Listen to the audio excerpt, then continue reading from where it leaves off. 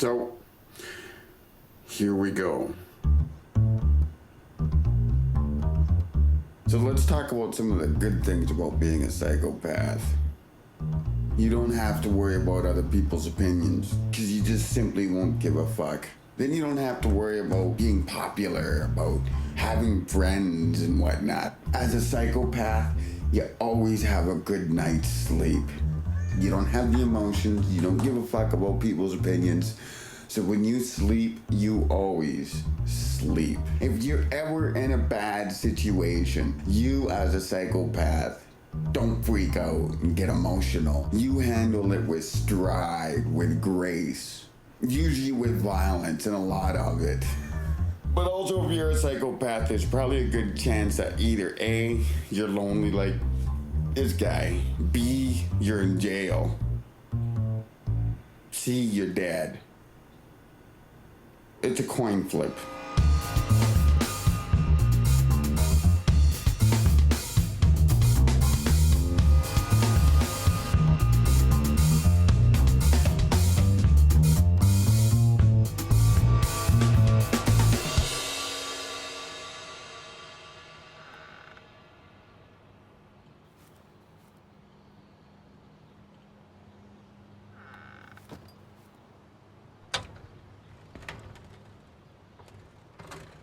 Wait!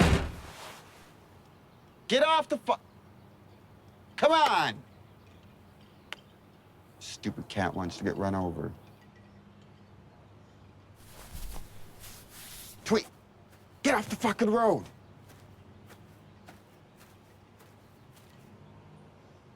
Thank you.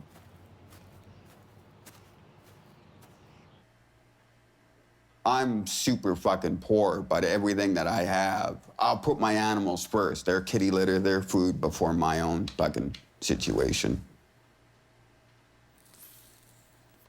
Being poor doesn't mean I can't, you know? It doesn't stop me. It doesn't mean I'm a fucking slob kind of thing.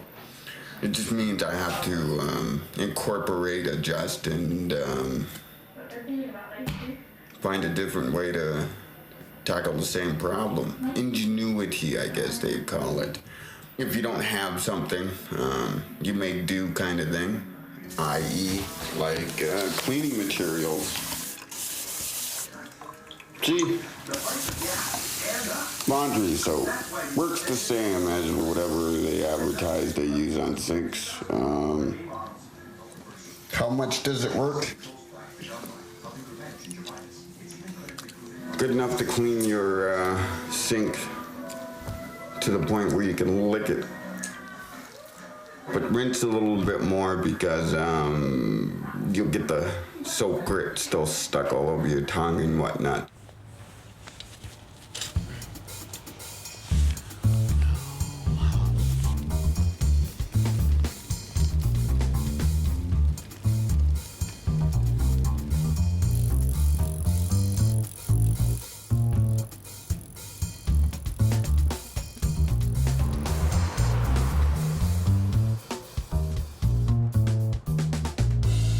Hey!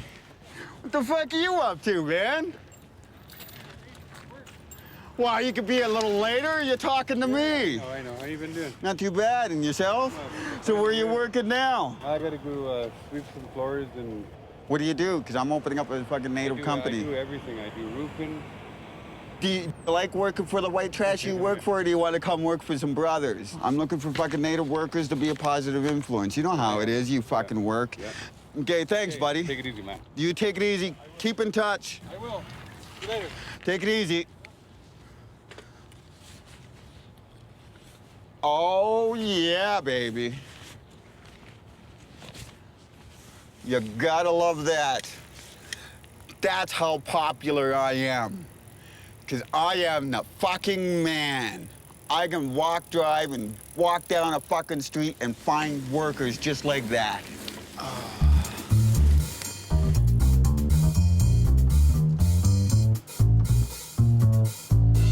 This is all new to me. I've never opened up a legitimate business kind of thing. So it's a learning experience.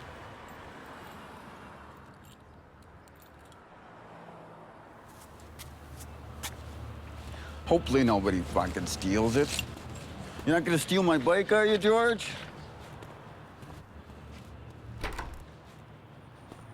I put an ad in with Kijiji for a native company. I was looking for native tradesmen in order to train other natives.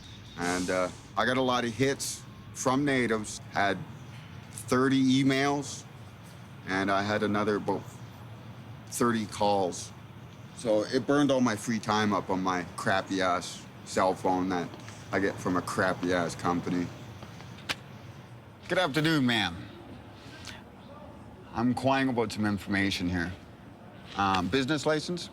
When all these people phoned, they said, what are you trying to do? I said, well, listen, I'm native, and I'm sick of the bullshit that goes on with job sites. You know, we deal with a lot of extracurricular bullshit in life, just general.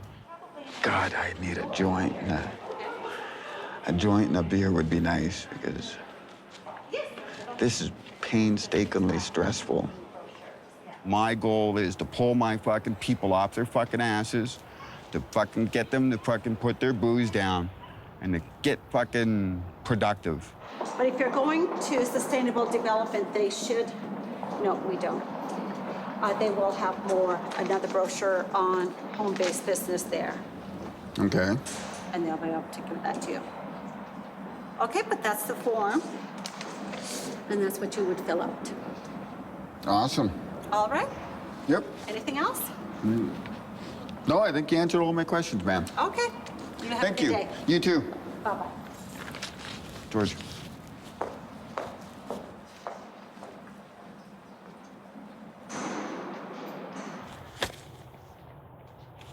The official certificate of incorporation, Cola Construction Limited.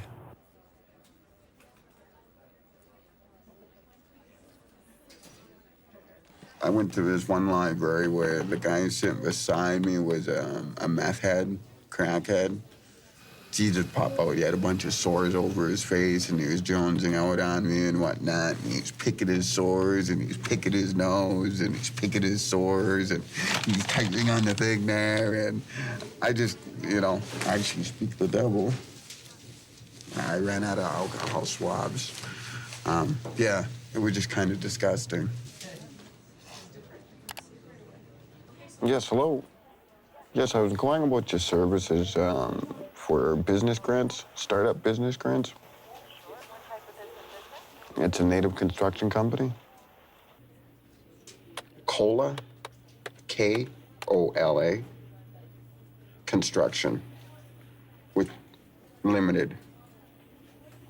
Yes, I do. It's antisocial at yahoo.ca. Yeah, you too, bye. You have to pay $549 to get the information.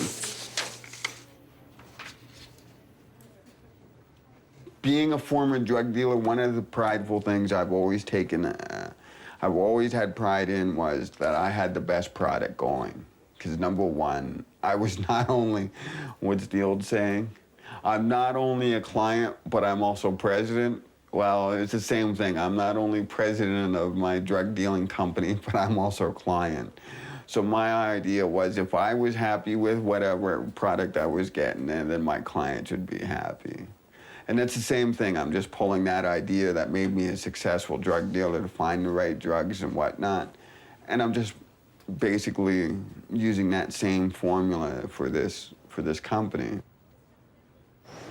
Selling drugs was something that fit in with me, that I knew, and I became damn good at it. You don't want to stick out as a drug dealer. Unfortunately, other places they kind of flaunt it and whatever, You see it on TV where they sit there and they're on corners and whatnot. I did that. It's not a way to drug deal. So hypothetically, if I was to set up shop in here, it'd be everything. This would be the cream of the crop for drug dealing. I'd have the people, you got the warmth, you'd be able to walk all around downtown without being known, without being cold. And unfortunately, like those fools dealing on a corner, You know, you got air conditioning in the summer, heat during the winter. And especially with a place like this, you would have a lot of cubby holes to be able to stash your stash. All I'd have to worry about is getting my fucking money. And that's what it comes down to, is your money.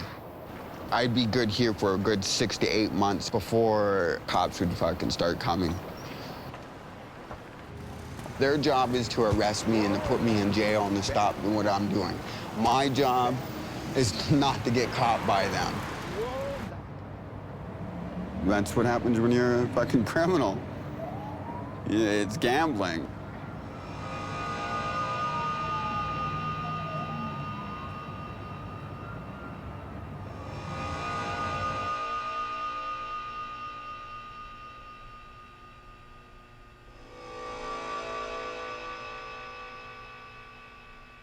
I've been to multiple jails at multiple times, so if you've been to one, you've been to a fucking another one. 25 years of my life.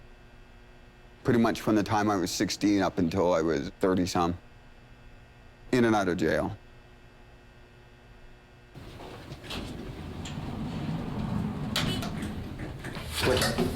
Fifth floor? Fifth floor was super max. Max the whole. Trying to remember all this shit from being the criminals aspect of it. It's been a long time since I had to come up here.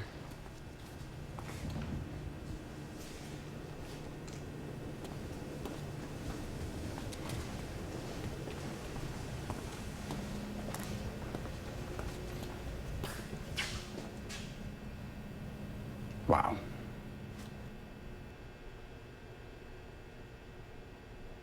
This used to be Supermax, so anybody that was doing over 20 years or whatnot, they'd be put here.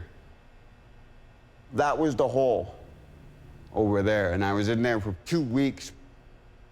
If you're badly acting up, you go to the hole. It's 23-hour lockdown.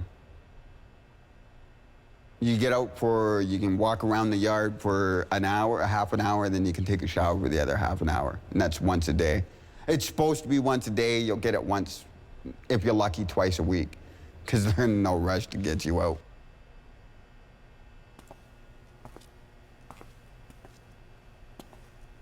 '18, it was my first bit in jail when I was first put in here. I was doing time with guys that were, you're doing 6 months or something like that. These guys are doing 25 years and whatnot, so you don't fucking sit there and bitch about your fucking, you know, I'm not gonna see the outside for 6 months, because they're gonna stab you fucking right quick, you know. Fuck you, 6 months, fucking. The guys are talking to me and they're going, what are you in here for? And I said, listen, I'm just a fucking kid. They're putting me in here to scare me, kind of thing. My first cell would have been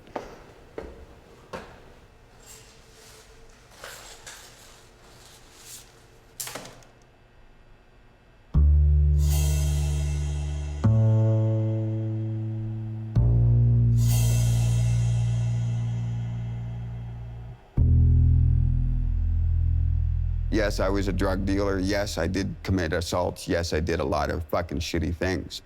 I know a lot of people that are not alive on this world anymore because they couldn't get out of it.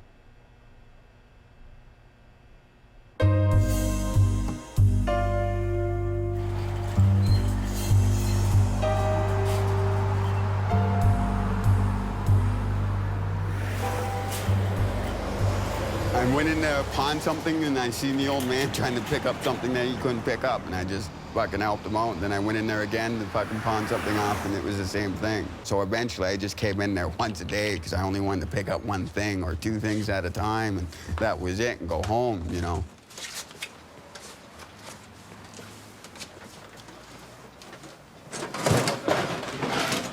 I'm helping him out because he's a friend, and I don't want him to see him, you know, tweak out a back because he has to pick up his crap from the box, and it's heavy.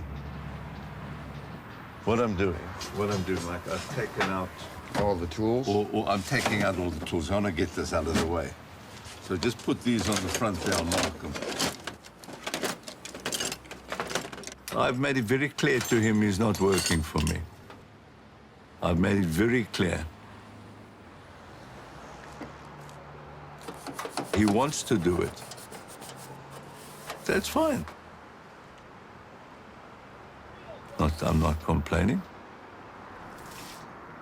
Because it's a sweet deal for me. Nobody's ever showed me help besides Dave. 35 years, one person showed me help. For that, he's learned my gratitude. Nobody, if I ever heard of anybody ever looking wrong to Dave, I'd put him in the hospital. I wouldn't even think twice. I would just put it upside down against this hydrant. I'm a friendly voice. I think you'd call it a father figure. But sooner or later, I'm going to have to tell him to go. You know, if he's spending too much time here. When he accused me of stealing from him, that really fucking bothered me. I walked in there, and then he brought it up that $80 went missing from his, and that was it. That's why we don't talk anymore.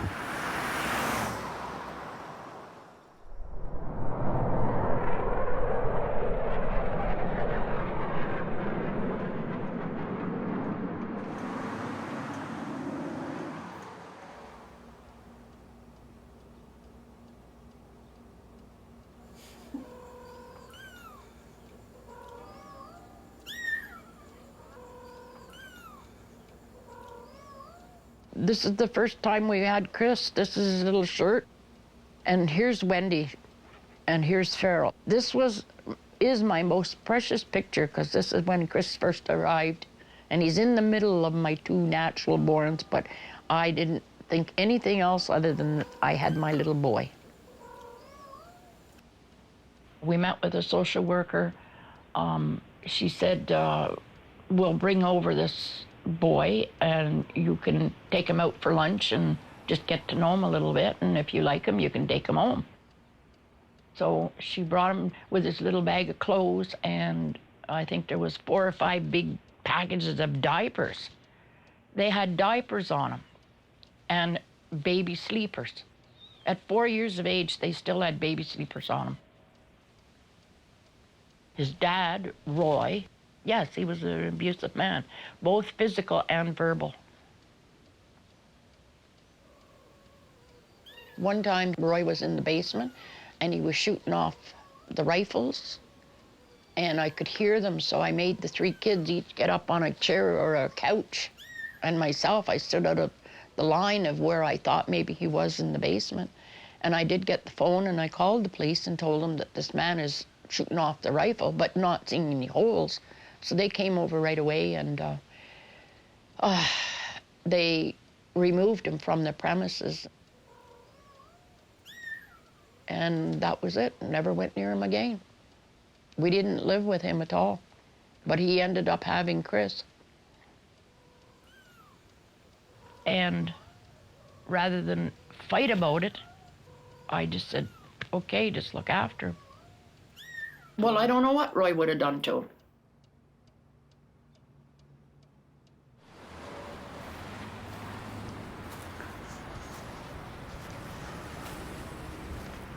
$7.92. My house of horrors.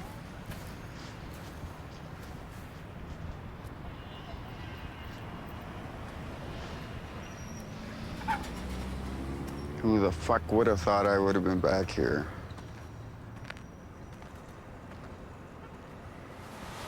Roy, he hated me the most because I was the fundamentally visual picture of his family leaving him. And I was the only thing left that he could take out his anger for losing his real family. And he made sure that fucking I knew that.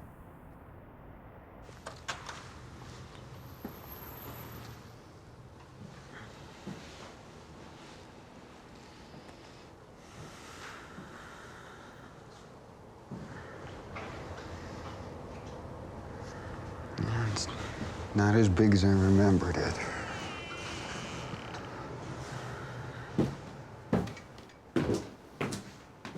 My whole entire torso was purple from one side. You could see his footprints on my arms because he'd stand on them. Roy Hoard was a fucking large man, 6'4" and 200 and somewhat pounds.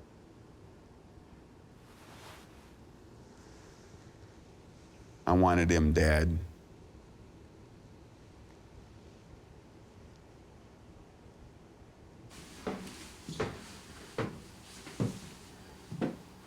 I made a decision halfway in between that beating that this would be the last beating, and if this was gonna be the last beating, it was gonna be a good one.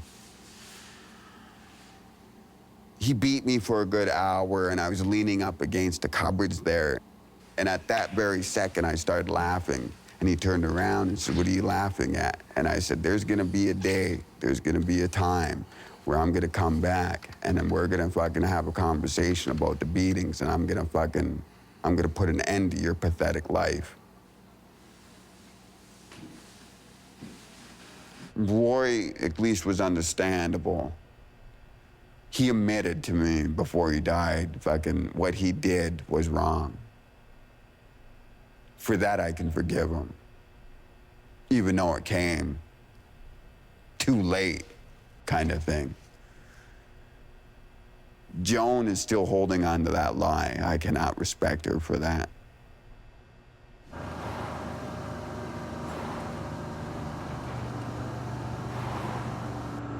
Just like everybody else that in my past that fucking wipe their feet on me. It's just another set of feet, and it's just another reason why I gotta brush myself up and pick myself up.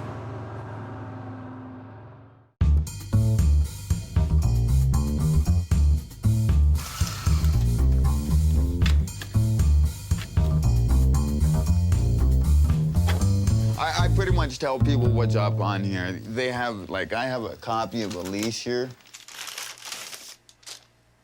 which has got the basic gist of fucking the rules or whatever, consideration of whether it's maintenance and whatever.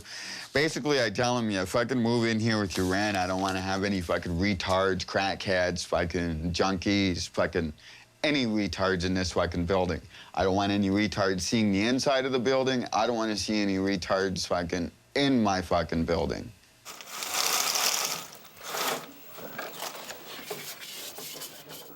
If somebody's stealing cable, report them. Would you steal a purse? Yes. Would you steal a car? Yes. And I don't know why it's coming in shady like that, man. I'm just hoping it's a connection. Me neither, like all fuzzy.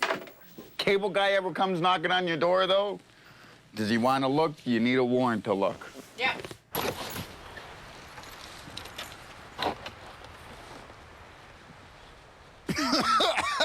Fuck, you could die of the cat piss smell in there. It's a daily grind just to make sure nothing falls apart in this fucking place. My day is waking up and listening to these boilers, making sure that everybody has heat, making sure they don't go off, and everybody's alive and kicking. It's gonna get a tad hot.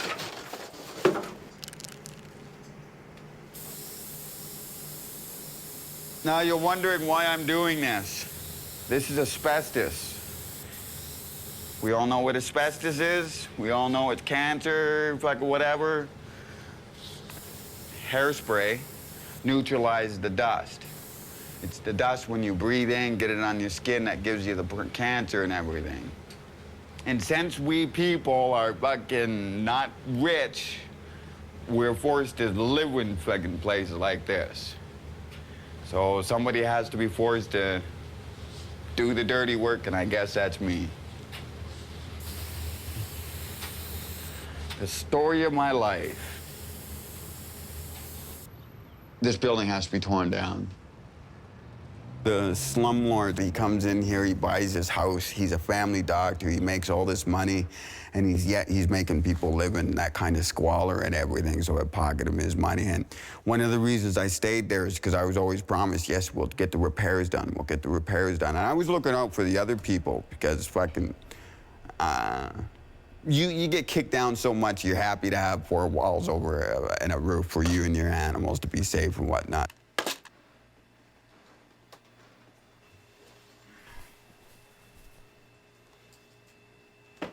Come.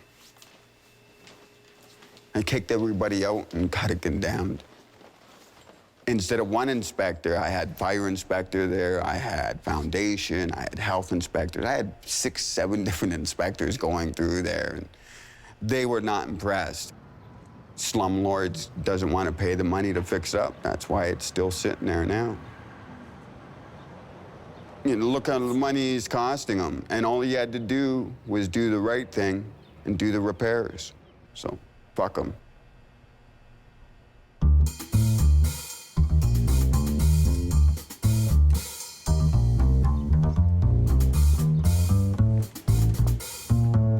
How could I make it more attractive than drug dealing? Being a former drug dealer, I can't. I know how much money's out involved in for whatever. I know how quick it is and easy it is to get out there and make that kind of money. So I can't.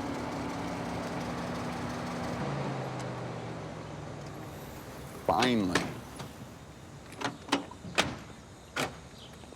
Senior and junior. What's on, man? What's up? What I'm offering is you get good money, you get to work, and you don't get shot up or you don't go to jail. What else can you ask for? Oh, come on. I was looking to sit on your bony little lap for the ride. Oh, come here, beautiful. Okay, this motley crew is off.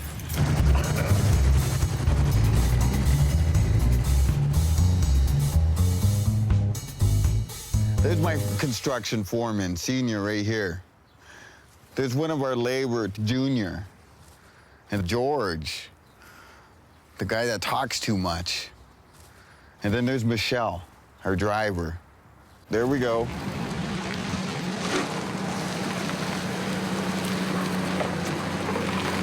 I think I'm gonna go lock my bag in.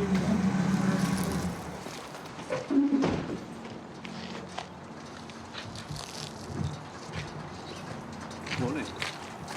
Dave? Hello, Chris. I don't know where the keys are. Oh, I thought it had a side door. You have the key. Can we start moving? I'm moving my girlfriend from her house to my house. And with all her chattels, all her goods and chattels. I hope I can get it all in.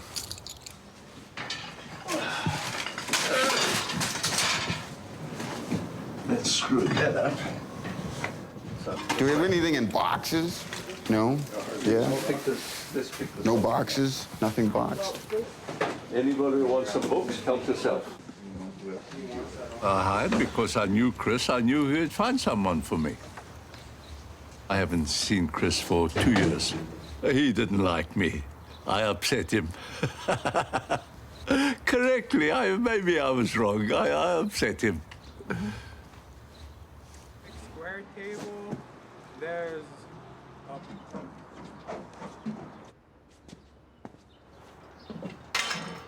Whoa, whoa. Uh-oh. There we go. Shit. What the? from the. Watch out. Hold on, hold on. Move.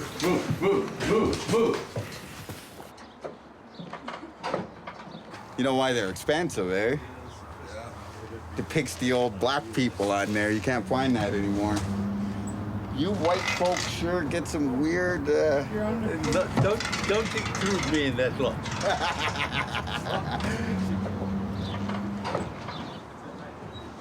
What? Another one? Are they taking it or leaving it?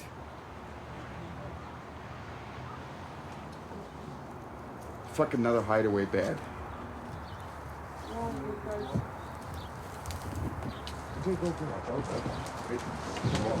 Hey, hang on. Okay, Okay, let it go. okay, we got it. Slowly. Grab Let it. it go. Let it go. Oh, yeah, baby. Lucky. Can I go? Just around the sitting in there. I gotta close you in there, George. Make sure nothing falls. Don't move. Let him fall, man. What's the matter with you?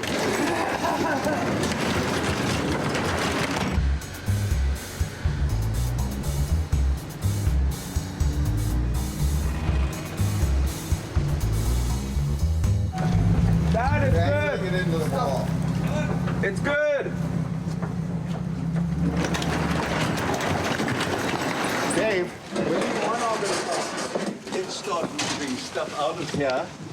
What do you mean out of here? Well, all this furniture's got to come out. What do you mean all this furniture? All is this gonna come up? furniture's got to come out. Everything. And that stuff comes into here. Okay. Hello? Give me a second to think about this. Oh my God. It's been a clusterfuck right from the start. Massive clusterfuck. He wants all that crap in there. Well, you see in there. Put right here. And then? This shit goes right where that shit is. And then what happens to this shit? That's not my problem. No, I understand what you said. The stuff's going to be moved out and the new stuff brought in. This can just stay on the lawn.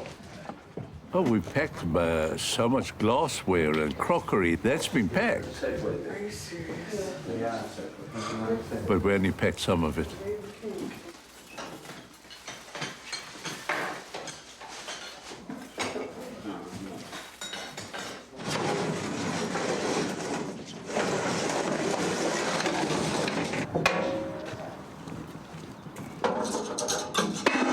It's tedious, but it's there's no heavy pulling, no heavy lifting, except for the piano.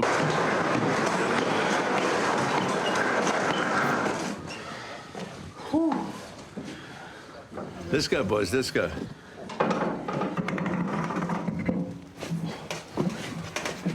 Just hang on a second with the piano. Let's put the piano in the garage. So it saves climbing up and it's easier than moving it around. Yeah. Because I don't I hope it works out for him. They seem like two nice people, but and he's a nice house, and it's already he's got so much stuff in there. We had to pull stuff out. How can they move the stuff around like they're, you know? What you guys would want to. I think there's a lot of insecurities about me that I have to deal with. I have to like people and kind of put my biased opinions of people behind me. But I think that if I can deal with my own inner demons and it can help out other people that are in my predicament, and then I think Cola Construction Limited will be a more successful company once I get that up and running.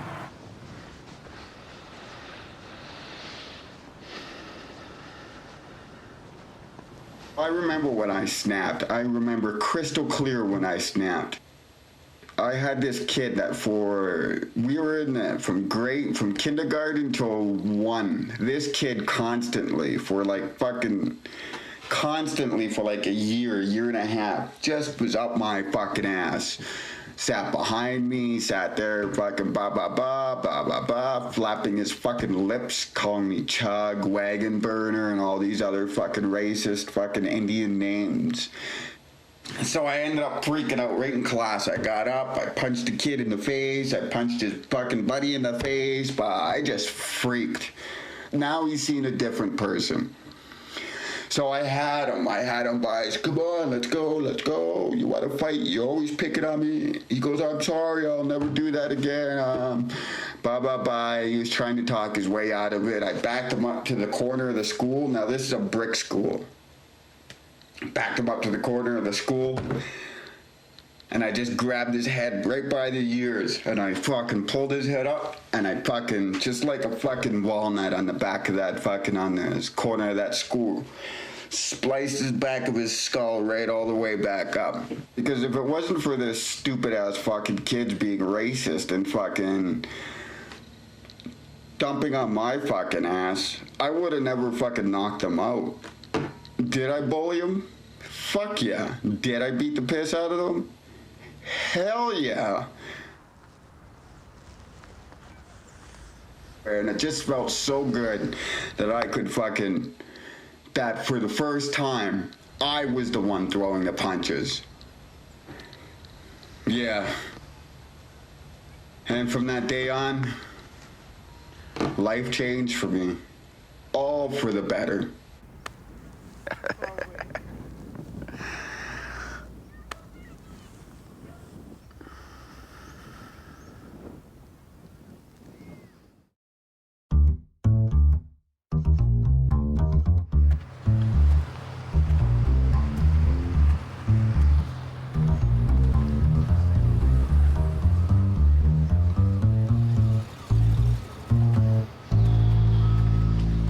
Well, I hear you got something in mind that you want to be working on.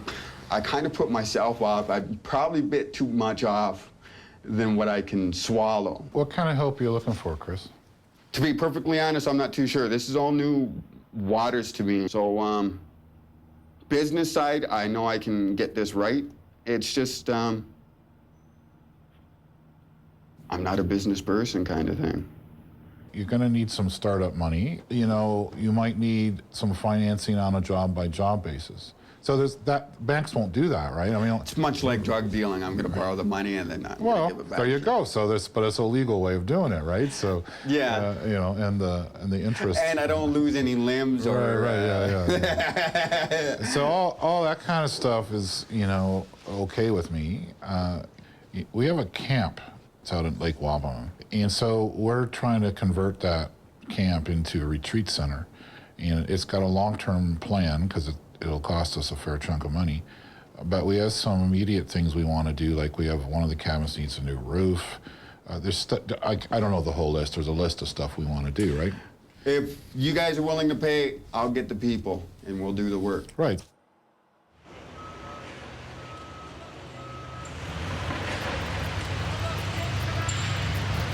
Morning, Chris. Hello. Dave, Hank, Mark. See you this again. Is like some kind of Larry Kerr-Moley joke, an Abbott and Costello joke here. No kidding. Doing like a, remember how they used to do it? Yeah. The Three Stooges. Abbott and Costello was more physical, I guess. So we're gonna go out to Lake Wabin. Bissell Center has a camp out there known as Moonlight Bay, and we have a number of smaller cabins that the valleys in the roof, the shingles are peeling up and branding up a little bit of water damage. Okay. So I want to take a look at those and get a quote on what it would cost to get that repaired.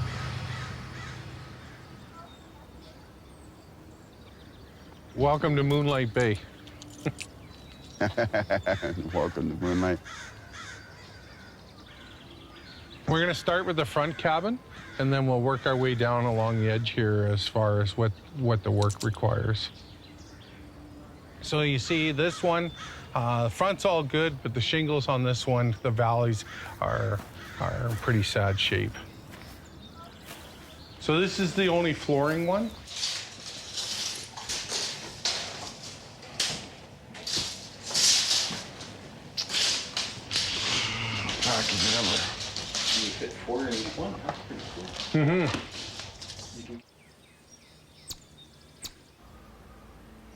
Meeting with Chris and his crew, they definitely know what they're talking about.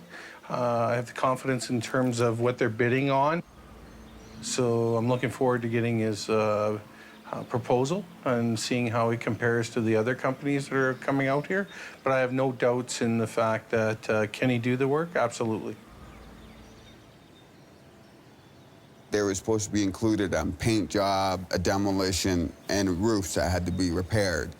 By the time it filtered out, it wasn't there. The demolition job was pulled off the table. Most of the work that was promised was pulled off to the table. And then all of a sudden, they want fucking discount prices. Oh, well, we can't pay that. We only can pay this amount of money.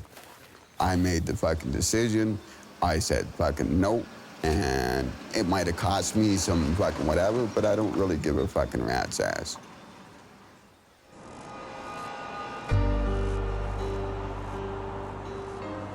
Then I just ran out of money. I couldn't afford the fucking internet, phone, and everything, because I'm $600 in debt.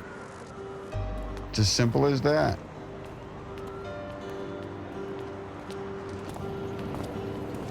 Plans and dreams and hopes for fucking, in my situation, tend not to fucking whatever, and it's a carrot dangled in front of you.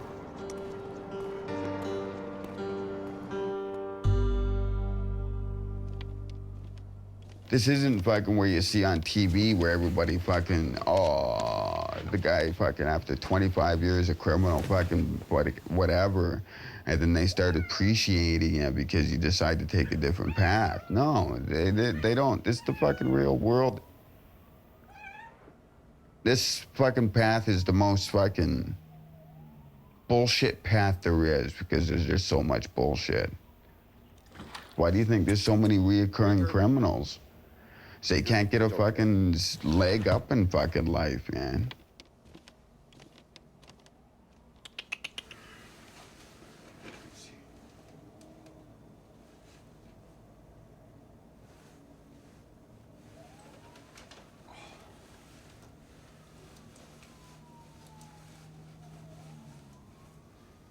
Being a loner is the hardest thing because when you don't have, I don't have literally no family. Farrell, he was the only part of family I had. So once he died, the concept of family pretty much died. I hope I can find it.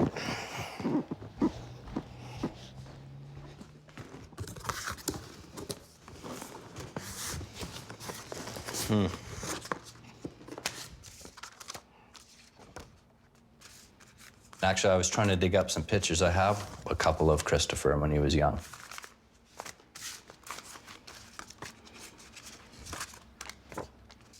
We lived there from 1973 to 1983. Nice. And I believe the Hoards moved there a year after. And Farrell and I became friends right away. And I'm not sure at what point in time where they adopted Chris. It might have been a couple years after. When they were planning on adopting somebody, I thought, this isn't a home that should be adopting a child. And I realized that at a very young age. Not in here. I was sure I had some somewhere.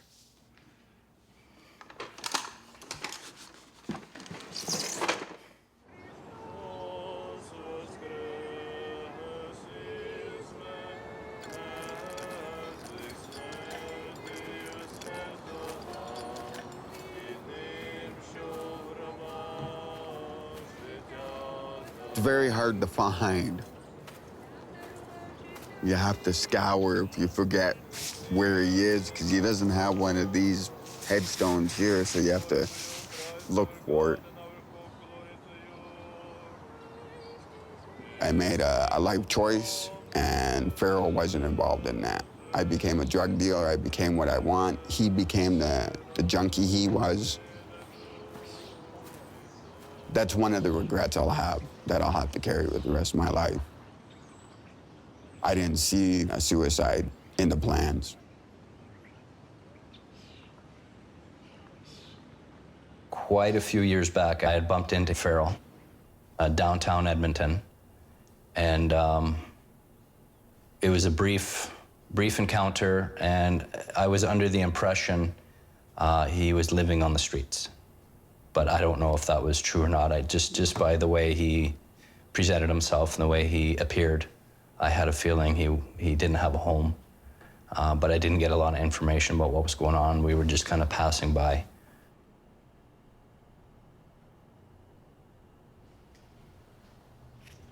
Yeah, I think about the time that I saw him on the street. I wish I would have talked more. I still remember walking away and thinking he wanted to talk more, but I was on my way somewhere and I couldn't. But I felt like he wanted to have more conversation. And that was the last time I saw him.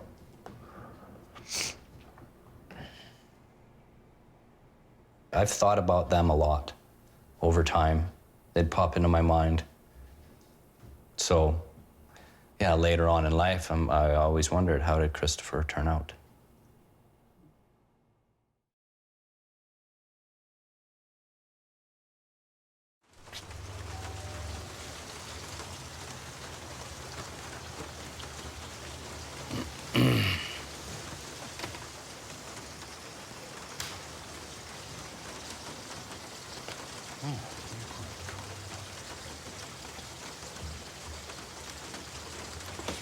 Doorbell working? Hello? How are you?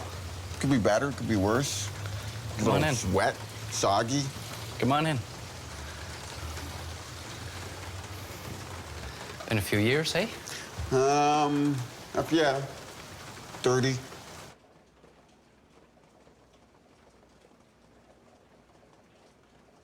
When I found out about you and about this whole thing, and found out about Farrell, and then found out about your life, it broke my heart to know that you went through that.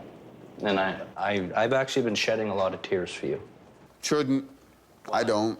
Well, I am. Because that's something I'll never understand because I went through it, so I don't have a different kind of point of view from the whole situation. So when people say you had a tough life, I don't have anything to compare it to, kind of thing. Well, and that's just because, you know, the one person that did understand me, Farrell, well, he's no longer here anymore. Yeah, and you know what? And I can compare because I have had that different life, right? You knew my dad, right? And we had a safe home, right? I was blessed enough to have two parents, stayed together, loved their children, right? They nourished us, they protected us, they provided for us. You didn't have that. And so when I hear about your life, it breaks my heart because I always wondered whatever happened to you guys, whatever happened to Chris. Say grace. Okay, you. Lord, I thank you for this day. I thank you for your blessings and guidance. Thank you for bringing Chris into our lives, and I ask that you bless this food and our time together. In Jesus' name. So, when's the last time you talked to your adopted mom? No, we don't. You don't. They don't. You don't. Okay. It's better for me if they stick to themselves, and it's better for me to stick to my thing. Oh. The person he thought he knew died a long time ago, I guess. I'm not that same kid and whatnot. And yeah, that kid died a long, long time ago. So, he's a nice guy and everything, but it just, it's two different lifestyles. I can't be a part of that lifestyle.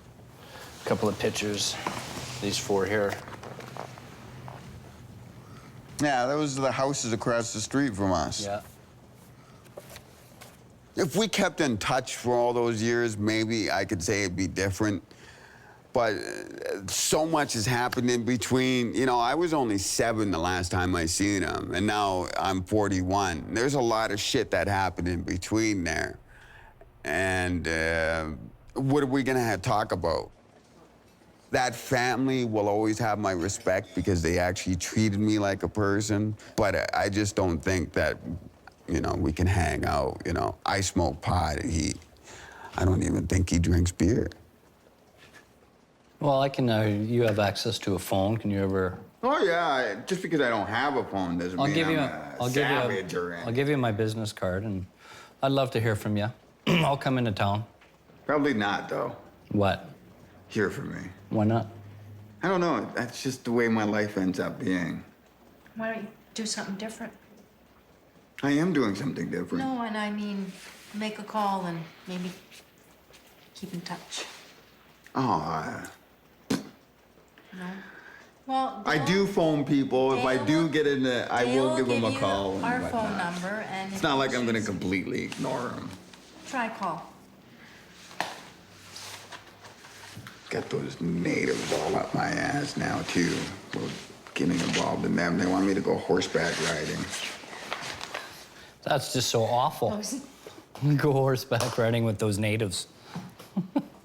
You seem like a very intelligent person. Mm-hmm. You don't seem like you're slow at all. Better hope not.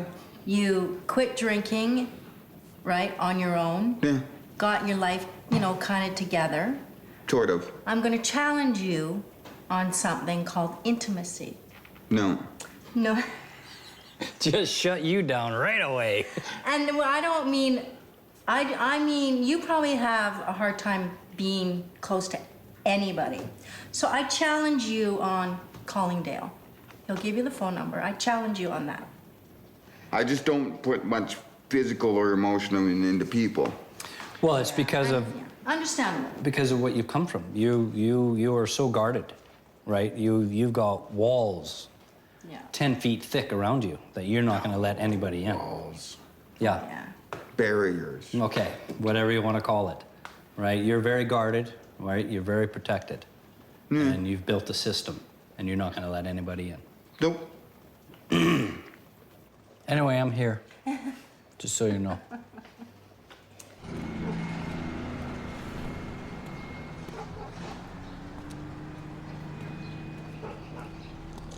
It's just two different lifestyles. I come from a shitty lifestyle, and he comes from a good lifestyle, I guess, or whatever. So it wouldn't work as friends, I guess. I don't know.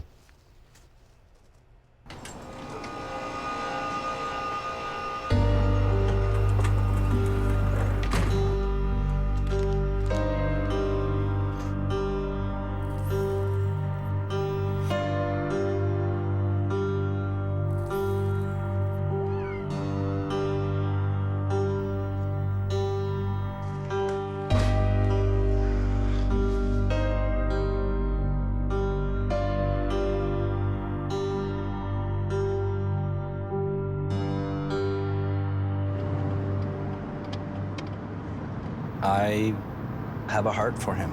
I really feel for, you know, the life that he's lived. It pained me to know that this young boy who was my neighbor went through the life he went through. It caused me a great deal of heartache. Don't shit in my house, because I gotta go buy a fucking kitty litter, too. Kitty litter. Kitty litter, more kitty litter. When was the last time you threw a ball? Not in the last 2 decades. Is that right? What do I have to throw a ball for? Throw knives, throw baseball bats. Oh, well, then you've been throwing. Just not a ball. Throw people.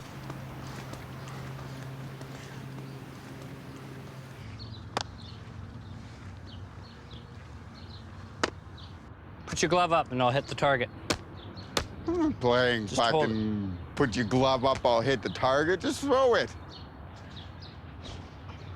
That's right where you had it. What is that? It's called playing.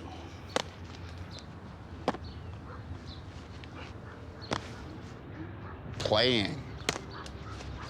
I know you haven't done a lot of it, but it's fun. I was thinking of taking my family to the zoo. Have you ever been? I can't go and see it. Why? How the fuck do I get there? Then you gotta pay. Out of the 45 bucks I live on a month, none of it's fucking allocated for a fucking zoo.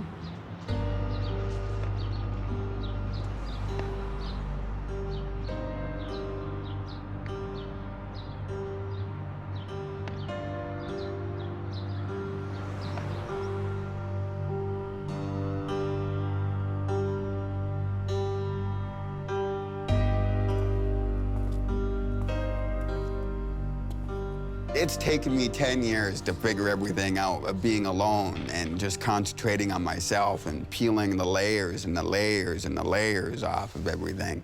And for the longest time, I blamed myself on it, which probably caused me a lot of anger, which probably caused me to come in here a lot and to do a lot of damage.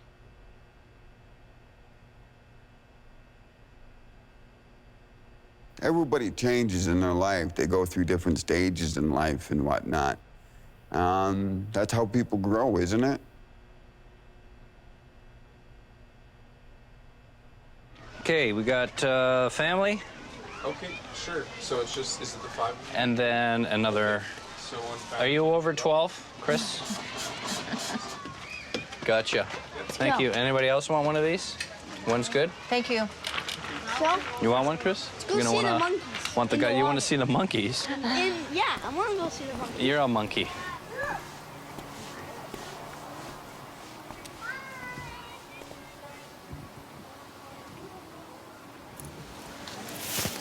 What's in that? Oh, that was the eagle over there. Or bottles. Which cat is this? Then we could go check by the zebras, Chris, because there's They have that, because they have a new thing that opened up. Arctic, Polar extreme Yeah. Arctic shores. where they move that, Yeah. those things over here Seals. we're reading about. Oh, harbor seals, northern fur seals, and Arctic fox. Yeah, let's go. You want to go?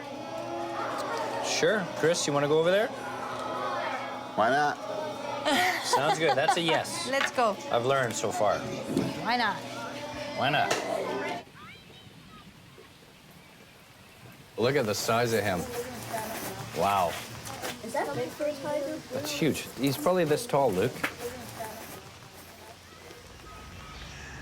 You know what'd be fun? Game of paintball with the tigers. That's exciting.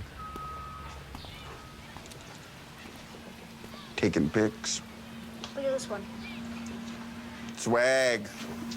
Where's? I have always told people that I am not a good guy. I am fucking quite evident that I was a fuck up, that I did a lot of bad things. I'm brutally honest. I fucked up. Big deal. Let's move on. That's what I'm trying to do anyway. But it's just so fucking hard when you get pulled back into it all the time.